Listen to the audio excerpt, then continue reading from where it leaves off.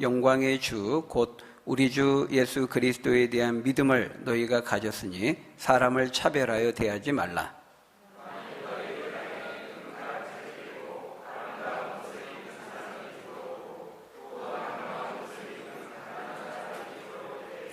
너희가 아름다운 옷을 입은 자를 눈여겨보고 말하되 여기 좋은 자리에 앉으소서 하고 또 가난한 자에게 말하되 너는 거기 서 있든지 내 발등상 아래에 앉으라 하면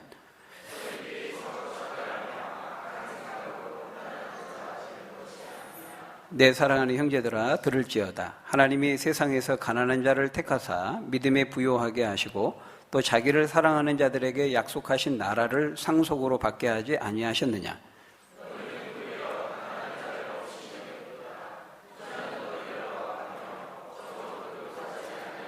같이 읽겠습니다.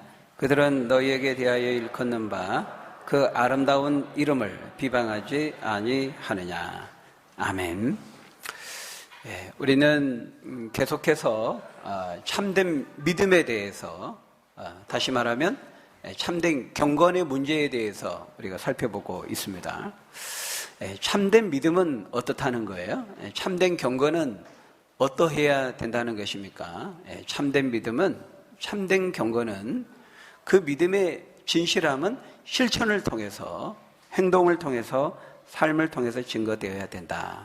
하나님이 지금 야고보를 통해서 계속해서 우리에게 그것을 말씀하고 있습니다. 특별히 오늘 본문은 그 참된 믿음을 가진 성도는 실천으로, 행동으로 나타나야 되는데 그 중에서 특별히 사람과의 관계에서 사람을 차별하지 않는 삶의 모습으로 나타나게 된다. 이렇게 말씀합니다. 그러니까 참된 믿음은 사람과의 관계에서 실천을 통해 증거된다. 그것을 말씀하는 것이죠. 읽었던 1절 말씀에 보니까 내 형제들아 영광의 주 곧 우리 주 예수 그리스도에 대한 믿음을 너희가 가졌으니 사람을 차별하여 대하지 말라. 그렇게 말씀합니다. 예수 그리스도에 대한 믿음을 너희가 가졌으니까 사람을 차별하여 대해서는 안 된다. 이렇게 말하는 것이죠. 그러니까 참된 믿음을 가졌다면 절대로 사람을 차별해서는 안 된다라는 것입니다. 다시 말하면 참된 믿음과 사람을 차별하는 것은 깊은 연관성을 갖고 있다라는 것이죠. 그러니까 진짜로 예수님을 알고 정말 예수님을 믿으면 사람을 차별할 수 없다라고 하는 것이죠. 여러분 이상하죠? 하나님을 믿는 것은 하나님을 향한 거잖아요. 사람을 차별하는 것은 사람을 향한 것이잖아요. 하나님을 향한 것과 사람을 향한 것 어떻게 보면 아무런 연관이 없는 것 같은데 별개인 것처럼 보이는데 성경은 그게 절대로 별개가 아니다 이렇게 말씀합니다. 단순히 별개가 아닐 뿐만 아니라 그것은 깊은 연관성을 가지고 있다 이렇게 말씀합니다. 하나님과의 관계는 항상 이 사람과의 관계를 통해서 드러나게 되고 사람과의 관계는 하나님과의 관계의 그 상태가 어떠한 상태에 있는지를 보여주는 바로메타가 된다는 거예요. 척도가 된다는 거예요. 그래서 하나님과의 관계와 사람과의 관계는 항상 동전의 양면과 같습니다.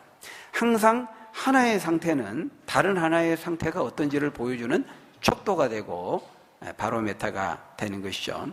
그래서 마태복음 22장 37절에 보면 예수님이 뭐라고 말씀했습니까? 직접 말씀했죠. 가장 큰 계명이 무엇입니까? 이렇게 질문을 받고 예수님이 이르시되 내 마음을 다하고 목숨을 다하고 뜻을 다하여 주 너의 하나님을 사랑하라 하셨으니 이것이 크고 첫째 되는 계명이고 둘째는 둘째도 그와 같으니 이렇게 말하고 있어요. 내 이웃을 내 자신같이 사랑하라 하셨으니 이 두 계명이 온 율법과 선지자의 강령이니라 이렇게 말씀했죠. 먼저는 하나님을 사랑하라 하는 것이고 두 번째로는 내 이웃을 사랑하라 하는 것인데 둘째도 첫 번째와 같으니 이렇게 말하고 있다는 거예요. 두 번째와 첫 번째와 같다라고 하는 것입니다. 물론 순서는 있습니다만은 중요성에 있어서는 둘 다 똑같이 중요하다는 거예요. 하나님 사랑은 반드시 이웃 사랑을 통해서 나타나고 드러나고 시험되고 증거되어야 된다라는 것입니다. 똑같은 말씀을 요한일서 4장 20절에도 말씀하죠. 우리가 이미 살펴보았습니다마는 누구든지 하나님을 사랑하노라 하고 그 형제를 미워하면 그 사람은 거짓말하는 자니 눈에 보는 바 그 형제를 사랑하지 못하면서 눈에 보이지 않는 바 하나님을 사랑할 수 없느니라 이렇게 말하고 있어요. 눈에 보이지 않는 하나님을 사랑하는 것과 눈에 보이는 이웃을 형제를 사랑하는 것은 마치 하나처럼 깊이 연관되어 있다고 말씀하고 있는 것이죠. 이와 같이 하나님에 대한 참된 믿음은 항상 사람과의 관계를 통해서 표현되고 드러나게 된다. 이것이 성경의 일관된 한결같은 관점이다 라고 하는 것입니다. 다시 말하면 하나님에 대해 가지고 있는 그 믿음이, 하나님을 향해 표방하고 있는 그 믿음이 진실한 것인지 아닌지, 진짜인지 가짜인지를 어떻게 알 수 있다는 거예요? 그 사람이 사람들을 어떻게 대하는지를 보면 알고 그 사람이 사람을 어떻게 이해하는지를 보면 알 수 있다. 그렇게 말하고 있어요. 그 중에서도 오늘 본문은 특별히 사람과의 관계에 있어서 사람을 외모로 판단하고 차별하는 문제에 대해서 말씀하고 있는 것이죠. 우리 읽었던 2절부터 4절 말씀 다시 한번 같이 읽어볼까요? 하나의 예를 들고 있습니다. 2절부터 4절 같이 읽습니다. 시작. 만일 너희 회당에 금가락지를 끼고 아름다운 옷을 입은 사람이 들어오고 또 남루한 옷을 입은 가난한 사람이 들어올 때에 너희가 아름다운 옷을 입은 자를 눈여겨보고 말하되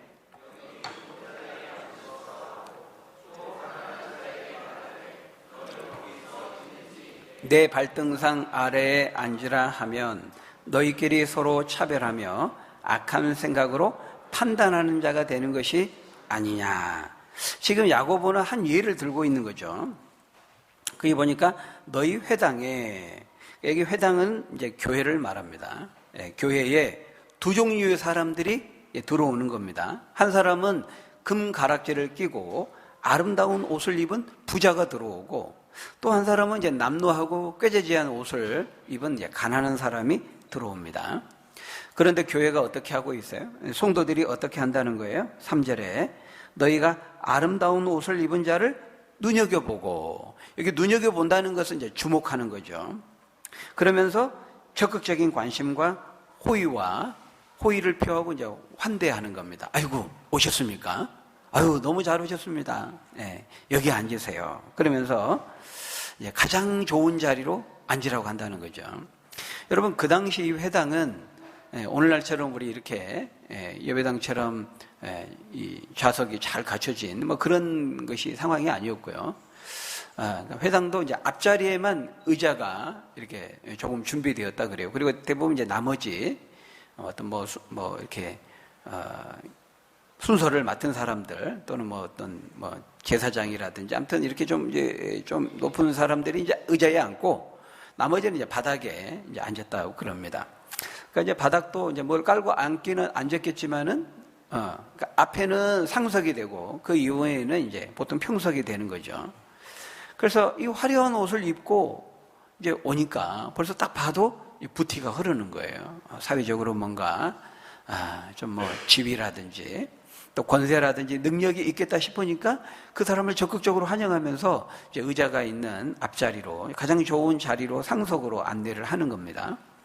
그런데 이제 반대로 남루하게 차려입은 사람이 들어오는 거죠. 이제 딱 봐도 가난하고 별 볼 일 없어 보이는 사람이 딱 들어오니까 거들떠 보지도 않습니다. 그래서 뭐라고 말합니까? 너는 거기 서 있든지 아니면 내 발등상 아래 앉으라 이렇게 말하는 것이죠. 한마디로 말하면 저기 한쪽 구석에 앉아서 찌그러져 있으라 뭐 이런 말이죠. 죄송합니다. 좀 세속적인 표현을 써서 제가 그런 표현을 하는 게 아니라 여러분의 이해를 돕기 위해서 문맥에 가까운 것으로 제가 리프레이즈 하는 거예요. 아주 무관심과 냉대로 그 사람을 대하는 것이죠. 그러니까 지금 이제 하나님은 이것을 말씀하는 거예요. 만일 너희가 그렇게 한다면 그것이야말로 사람을 차별하는 것이고 그것처럼 악한 것이 없다. 이렇게 말씀하고 있는 것이죠. 참된 믿음은 절대로 이래서는 안 된다는 것입니다. 이럴 수 없다는 거예요. 참된 믿음은 참된 교회는 절대로 그럴 수 없다는 거예요. 왜냐하면 참된 믿음과 차별은 서로 양립할 수가 없는 것이기 때문에 그렇습니다. 여러분, 지금 이 문제는요, 이 교회에 예배 드리기 전에 이제 안내를 맡아서 하는 우리 웰컴팀, 웰컴팀에게만 지금 해당되는 말일까요? 그런 문제가 아니죠. 지금 이거는 예를 들고 있는 겁니다. 예를. 그러니까 우리가 사람들을 바라보는 그 사람들을 바라보고 판단하고 대하는 그 이제 관점의 문제를 말하는 것이죠. 가치관의 문제를 제기하고 있는 겁니다. 우리가 예수님을 믿는다는 것은 하나님을 믿고 주님의 은혜와 그 사랑을 체험하고 우리가 회심하고 거듭나서 새 사람이 된다는 것은, 물론 성경은 여러 가지로 그것을 설명하고 있지만 오늘 보면은 그게 뭐냐? 진짜 참된 믿음을 가지고 예수님을 알고 거듭나는 것이 뭐냐? 그것은 우리 인생을 바라보는 관점이 믿지 않는 사람들과 믿지 않았을 때와 다르게 되고 변화되는 것을 의미한다는 것을 말하고 있는 것이죠. 그러니까 인생을 바라보는 관점이 바뀌는 겁니다. 무엇이 정말 가치 있는 것인지, 무엇이 중요한지 중요하게 여기는 것, 가치 있게 여기는 것이 변화되고 새로워지는 것을 의미하는 것입니다. 믿음을 갖는다는 것, 예수를 믿는다는 것은 바로 그것의 변화를 경험하는 것을 의미한다는 것이죠. 전인적인 변화를 경험하는 것입니다. 그래서 예수님을 믿고 만나고 주님의 그 십자가의 사랑을 체험하게 되면 어떻게 됩니까? 사실은 우리 자신이 얼마나 그런 은혜를 받을 자격이 없는, 내가 죄인이고 형편없는 자이고 악한 자이고 이기적인 자이고 불의한 자이고 그런 사람이라는 것을 내가 알게 되거든요. 주님을 믿는다는 것은 그 과정을 거치게 됩니다. 그래서 자기를 부인하게 되거든요.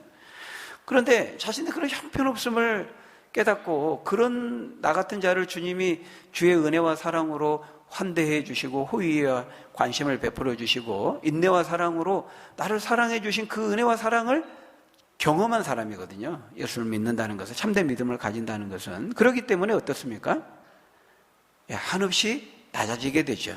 겸손하게 되고 상한 심령을 갖게 되고, 그러니까 그런 상태에서 그 은혜와 사랑에 대한 감사의 마음으로 나 같은 자에게 베풀어진 은혜를 내가 알게 되면 어때요?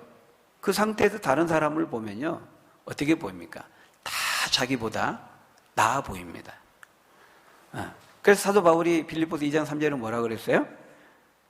오직 겸손한 마음으로 각각 자기보다 남을 낮게 여기고, 그렇게 말했죠. 자기보다 다른 사람을 더 낮게 여기게 되는 겁니다.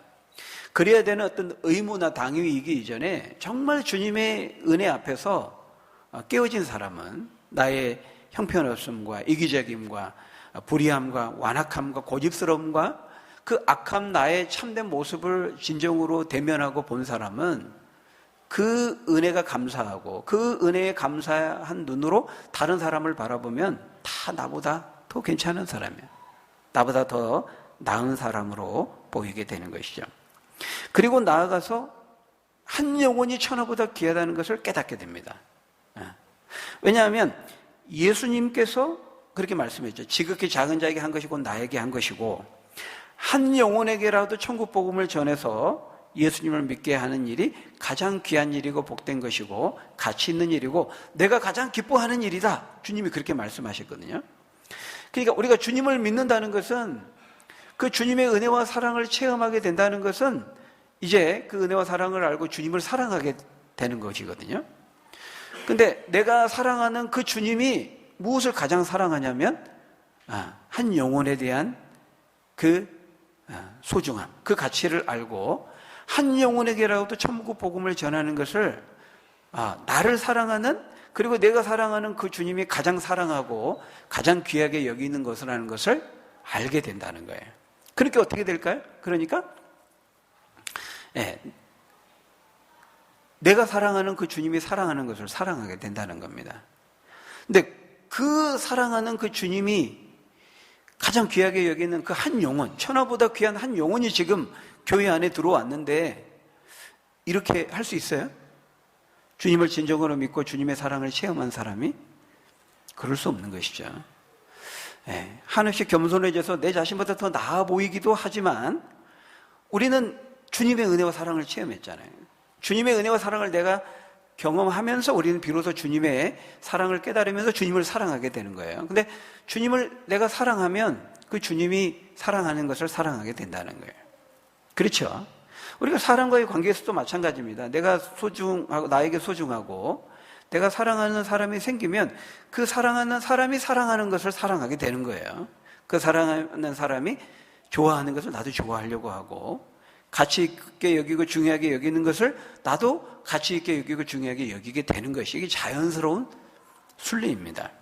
그러니까 내가 하나님의 사랑을 체험했다면, 내가 그분을 사랑하게 되었다면 내가 사랑하는 그분이 귀하게 여기고 가치 있게 여기고 사랑하는 것을 사랑하게 된다라는 것이죠. 근데 주님이 가장 귀하게 여기고 가치 있게 여기는 것이 한 영혼이 지극히 작은 자에게 한 것을 주님은 주님께 하신 것을 여기고 한 영혼이라도 천국 복음을 듣고 구원에 이르는 것이죠. 교회에 와서 하나님을 예배하는 자가 되는 것이죠. 근데 한 영혼이 지금 교회 안에 예배하러 들어왔는데 가난한 자가 왔다고 해서 이렇게 할 수 있냐 이거예요. 절대 그럴 수 없습니다. 진짜 주님을 믿고 주님의 사랑을 알고 참되게 주님을 믿는 사람은 그럴 수 없는 거죠. 그러니까 우리가 주님을 믿는다는 것은 사실은 주님의 마음을 이해하는 것이거든요. 나를 향한 그 주님의 오래 참으시는, 사랑하시는 그 주님의 그 마음을 내가 이해하는 것이고, 나아가서 그 주님의 마음을 본받고 그 주님의 마음을 품고, 그리고 그 주님의 눈으로 그 마음을 품고 내가 다른 사람들을 바라보게 되는 것이죠. 그것이 주님을 믿는 것입니다. 그렇기 때문에 여러분, 이거는 믿는 사람과 어울리지 않는 거예요. 사람을 외적인 것으로 보고 차별하는 것은요, 이것은 참된 믿음을 가진 사람과는 양립할 수 없어요. 어울리지가 않아요. 왜? 돈을 보고 그 사람이 가진 것을 보고 외모를 보고 판단하며 대하는 것은요, 전형적인 세상의 방식이거든요. 전형적인 세상의 관점이고 세상의 방식이에요. 믿지 않는 사람들의 관점이죠. 예수님을 믿게 되면 주님의 마음을 이해하게 되고 그 주님의 마음을 품게 되고, 그러면 절대로 그렇게 될 수가 없는 거예요. 여러분, 이 세상은 끊임없이 외모에 따른 차별을 합니다. 사람들을 외모로 보고 판단하고 차별하죠. 여기서 외모라고 하는 것은 꼭 얼굴과 신체에 대한 것만은 아니에요. 우리가 비행기를 타더라도 1등석이 있고 2등석, 3등석이 있습니다. 돈에 따라서 차등이 있고 차별이 있는 것이죠. 군대를 가더라도, 기차 타도 마찬가지고요. 또 회사를 가더라도 계급의 차이가 있고 또 직급의 차등이 있어요. 물론 우리가 베드로전서 강해 살펴볼 때 우리가 보았던 것처럼 하나님은 존경할 자를 존경하고 두려워할 자를 두려워하라고 했어요. 그래서 그거를 잘 구별할 필요는 있습니다. 그러니까 사람이 열심히 노력해서 자기 노력 여하에 따라서 어떤 그 대가가 주어지는 것, 그 대가가 어떤 차이가 있는 것은 그거는 차별이 아닙니다. 그게 오히려 정인 거죠. 열심히 노력함으로써 주어진 대가에 차이가 있는 것은 그건 차별이 아니에요. 그게 정이고 공의인 것이죠. 그게 평등한 것입니다.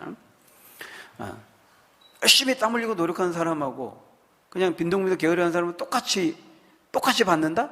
그거는 불이한 거죠. 그거는 불공평한 것이죠. 그러니까 그 차이와 차별은 우리가 잘 구별해야 된다는 거예요.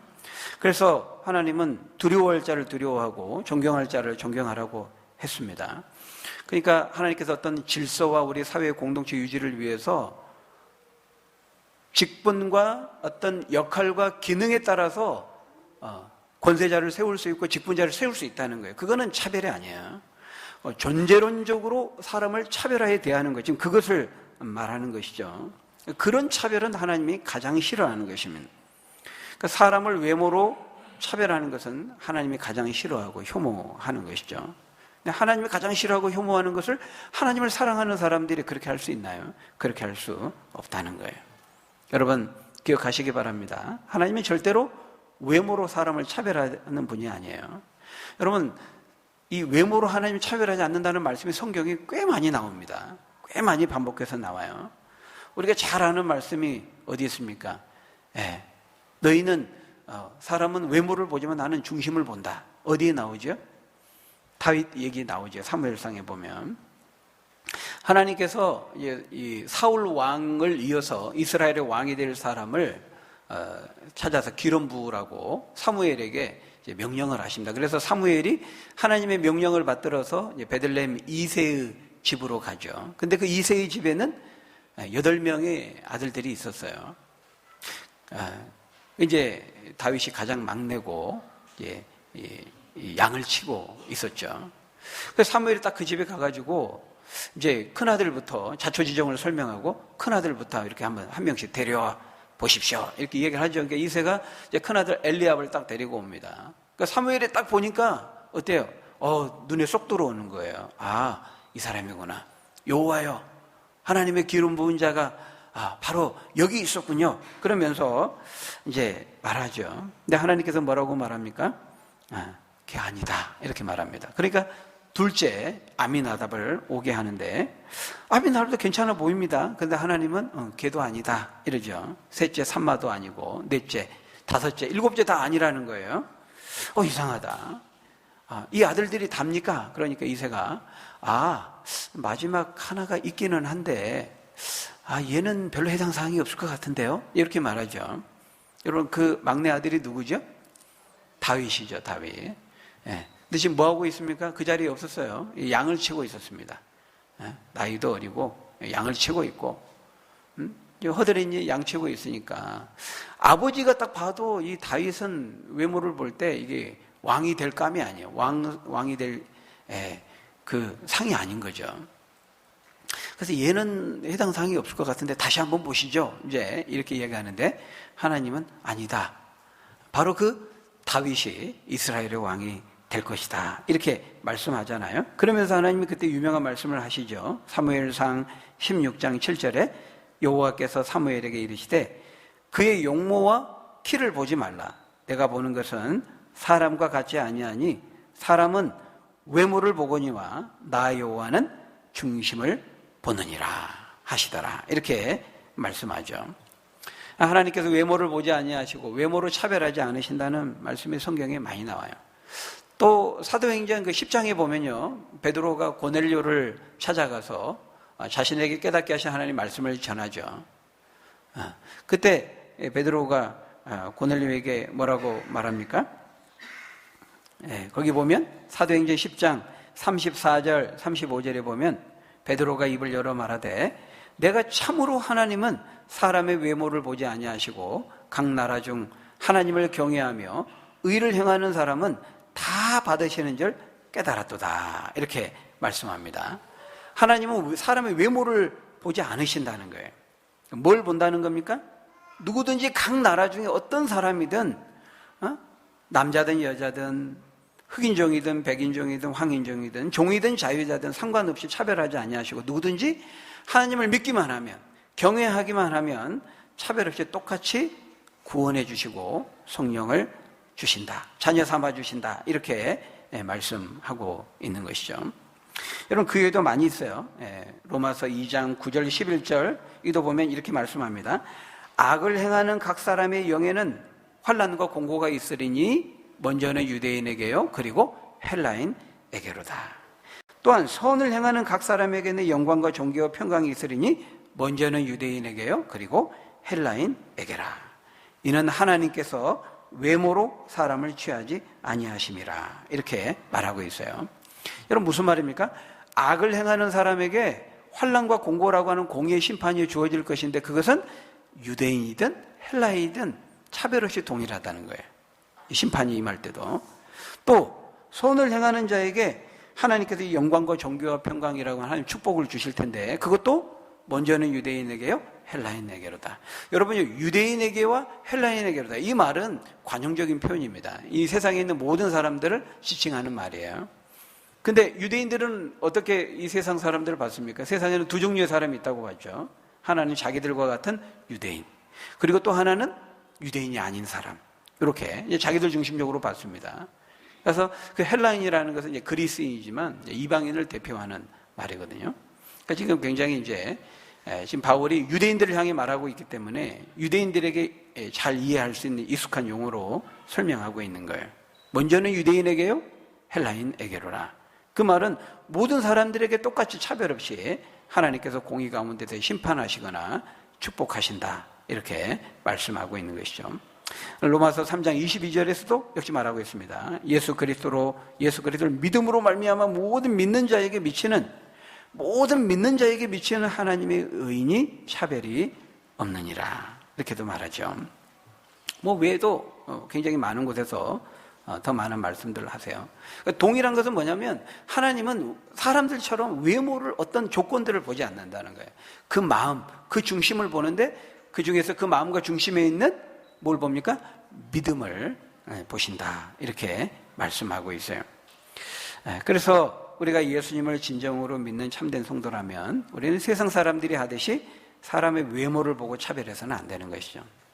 너희는 이 세대를 본받지 말고 그렇게 말씀했습니다. 마음을 새롭게 함으로 변화를 받아 하나님의 선하시고 기뻐하시고 온전하신 뜻이 무엇인지 분별하라. 이렇게 말씀했잖아요. 우리는 이 세대를 본받아서는 안 되는 거예요. 그래서 우리가 예수님을 믿고 회심한다는 것은 이 세대를 본받지 않는 것이고 이 세상에 믿지 않는 사람들이 보는 시각과는 다른 시각을 가지고 살아간다는 거예요. 다른 관점을 가지고 사람들을 보고 이 세상을 보고 살아가는 사람들이 바로 예수 믿는 성도들이죠. 그런 점에서 성도는 믿지 않는 사람과는 달라야 됩니다. 교회는 세상과 달라야 되는 거예요. 이 다름이 이 구별됨이 거룩이라는 말의 의미거든요. 거룩이 그거 아닙니까? 카도시가 구별되는 겁니다. 믿는 사람과 믿지 않는 사람이 함께 섞여 있을 때 딱 보니까 저 사람이 예수 믿는 사람이구나. 딱 두드러지고 표가 나는 거죠. 구별되는 것이죠. 그게 거룩입니다. 그러니까 세상 사람들은 스펙을 봅니다. 사람들의 돈이 얼마나 가지고 있느냐, 학력이 어떠하느냐, 사회적인 지위가 어떠느냐, 능력이 어떠느냐 이런 것을 보고 평가하고 차별하지만 교회는 그래서는 안 되는 것이죠. 교회를 움직이는 원리는 하나입니다. 뭘까요? 믿음입니다. 믿음. 오직 의인은 믿음으로 말미암아 살리라. 교회를 움직이는 동력은 세상의 어떤 기관을 움직이는 동력과 다르다는 것이죠. 그것은 오직 믿음이라는 거예요. 우리는 믿음을 보고 믿음을 평가해야 돼요. 우리가 7월 21일 날 우리가 이제 개척하고 두 번째 이제 임직자를 세우는 공동의회를 지금 하려고 합니다. 이제 첫 번째 2년 전에는 이제 처음으로 우리가 이제 시무 권사님을 이제 한 분 세웠고요. 이번에는 이제 시무 권사님하고 시무 안수 집사님을 이제 세우려고 합니다.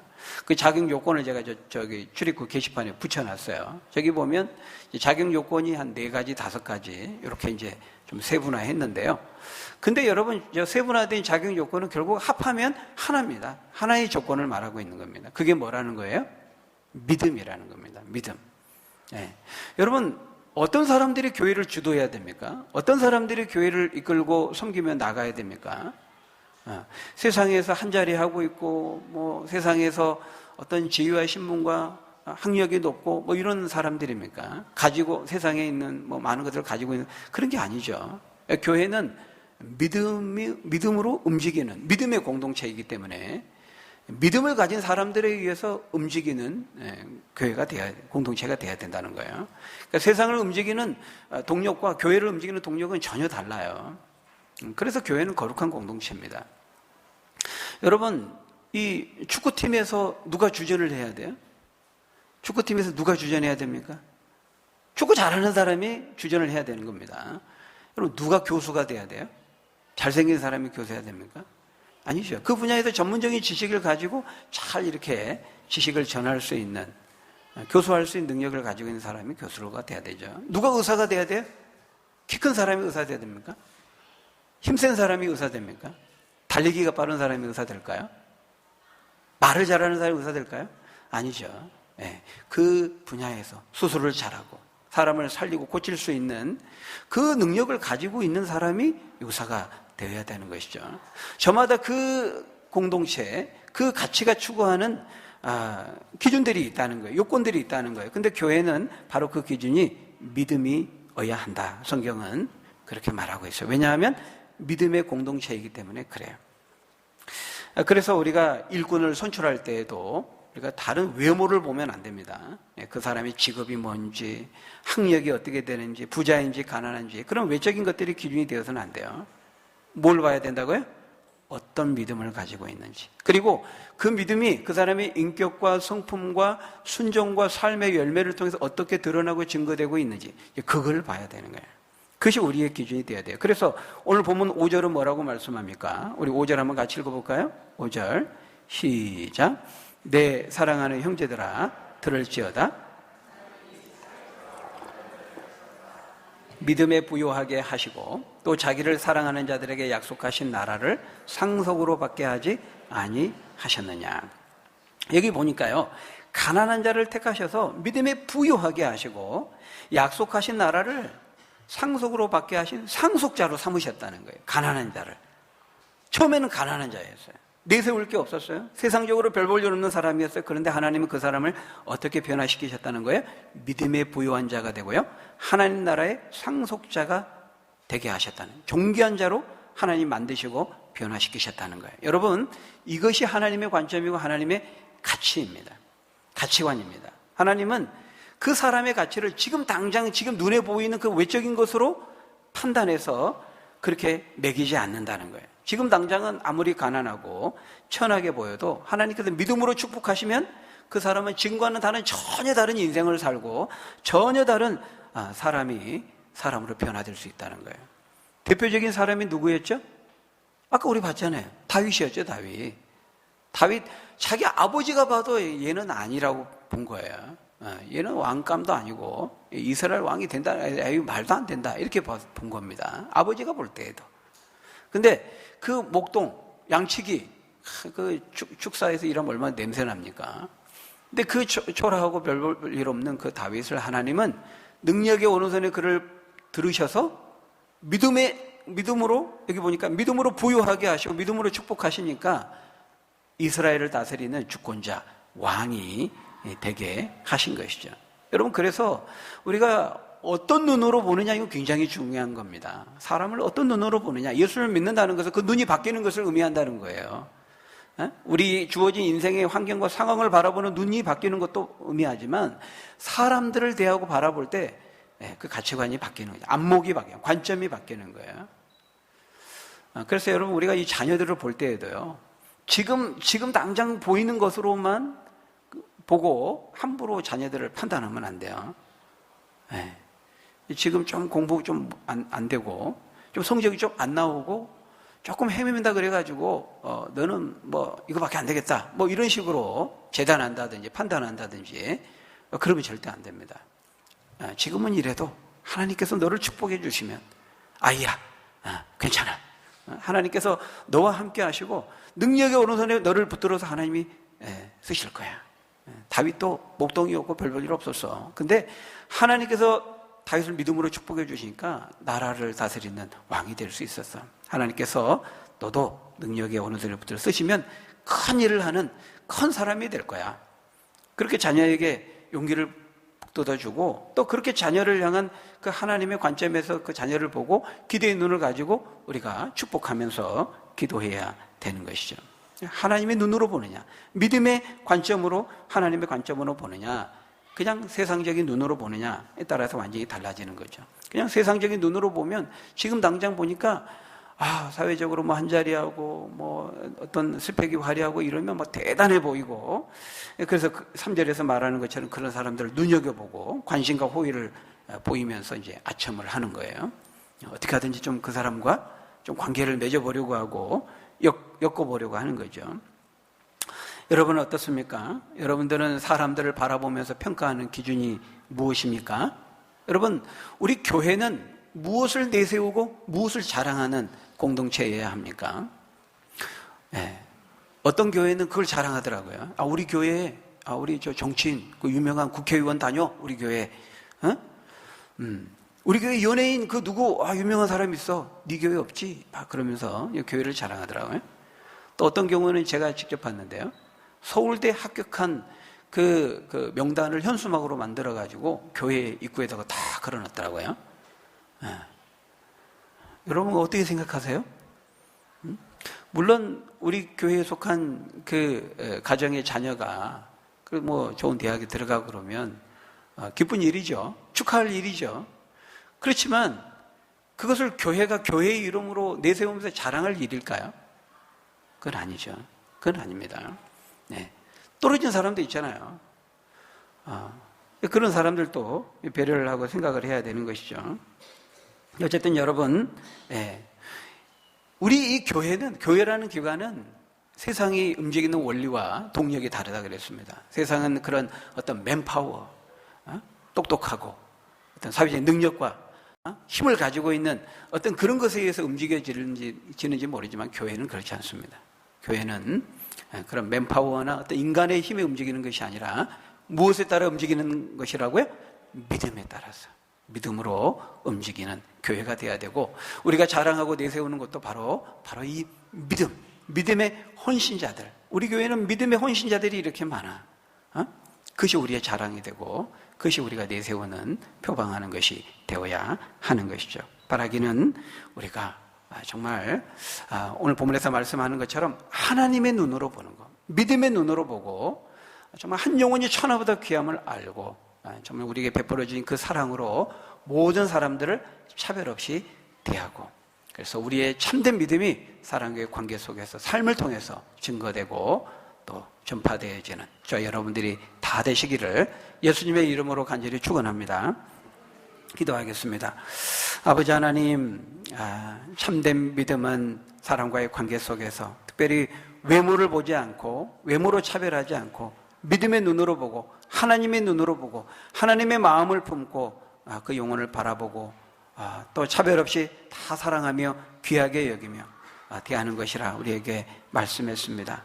우리가 회심하고 거듭나며 새로워질 때 우리의 눈도, 우리의 생각도, 우리의 가치관도, 우리의 삶도 변화되어지는 놀라운 역사가 일어날 수 있도록 하나님 축복해 주옵소서. 예수님 이름으로 감사하며 기도합나이다.